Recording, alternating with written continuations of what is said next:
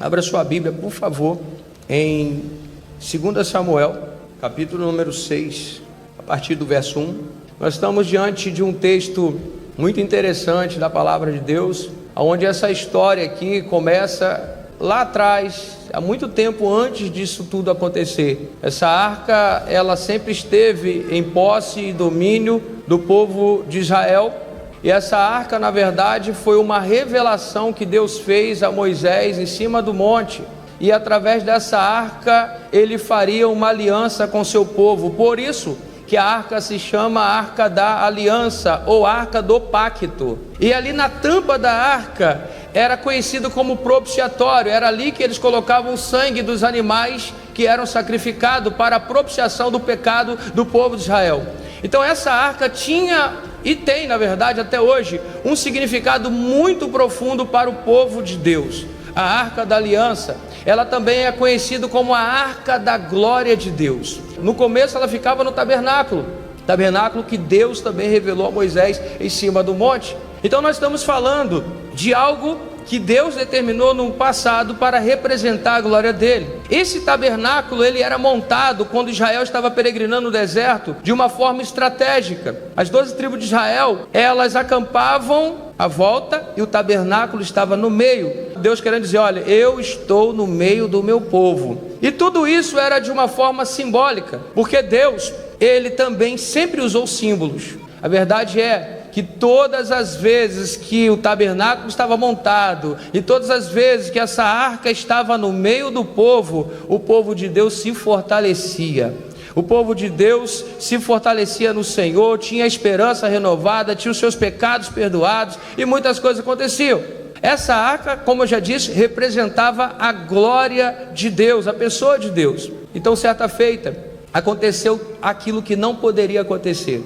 Sacerdotes em pecado, sacerdotes que não estavam honrando o chamado, sacerdotes que não estavam honrando o ministério. Os filhos de Eli, eles faziam coisas muito perversas diante do Senhor. E o que aconteceu é que houve uma guerra. Todas as vezes que Israel ia para a guerra, os sacerdotes iam levando a arca, porque a arca de Deus fortalecia o exército de Israel e eles venciam.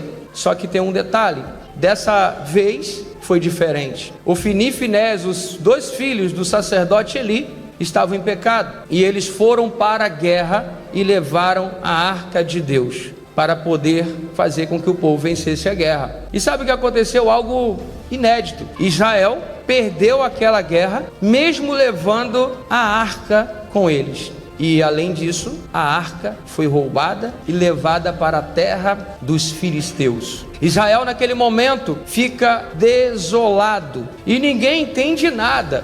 Eles estavam acostumados com as histórias que Deus tirou eles lá do Egito, abriu o mar vermelho, estavam acostumados com água no meio do deserto, estavam acostumados com maná, estavam acostumados com milagres, estavam acostumados a entrar em guerras e vencer as guerras por causa da presença de Deus, e agora eles perdem a batalha.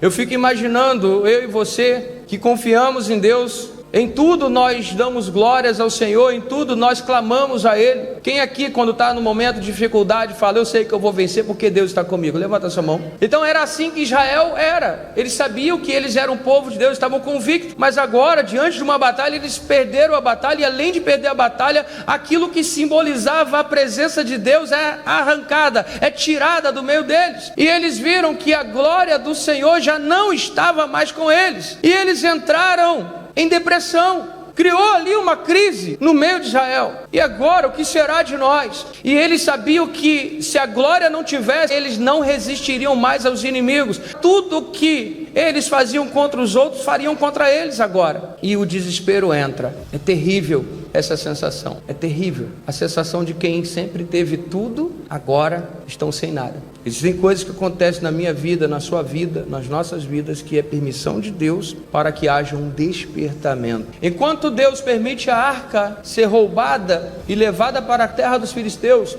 agora os filisteus também estão com um problema. A Bíblia diz que os filisteus foram acometidos com muitos tumores. Uma grande praga veio sobre os filisteus. Ou seja, Deus fez o quê? Deu uma lição no seu povo e ao mesmo tempo deu uma lição nos inimigos. Apanharam os dois lados, Israel apanhou e os filisteus apanharam também, só com a presença da arca. E agora ninguém está entendendo nada.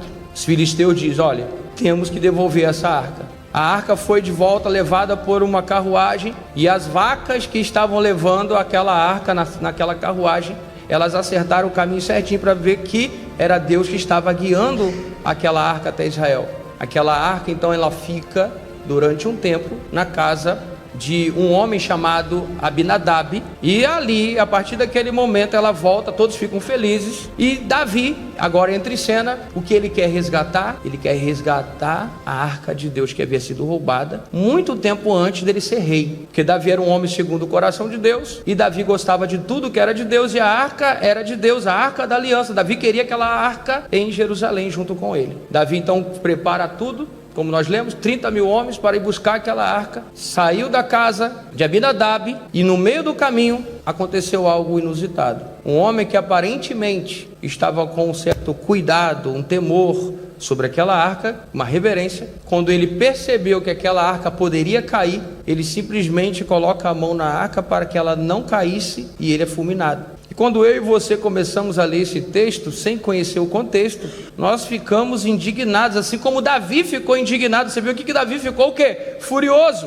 Ficamos indignados, pois pensamos: olha, a intenção dele era boa. A intenção de Uza era tentar fazer com que a arca não caísse. Só que existem regras. Repita comigo assim: no mundo espiritual, há leis espirituais.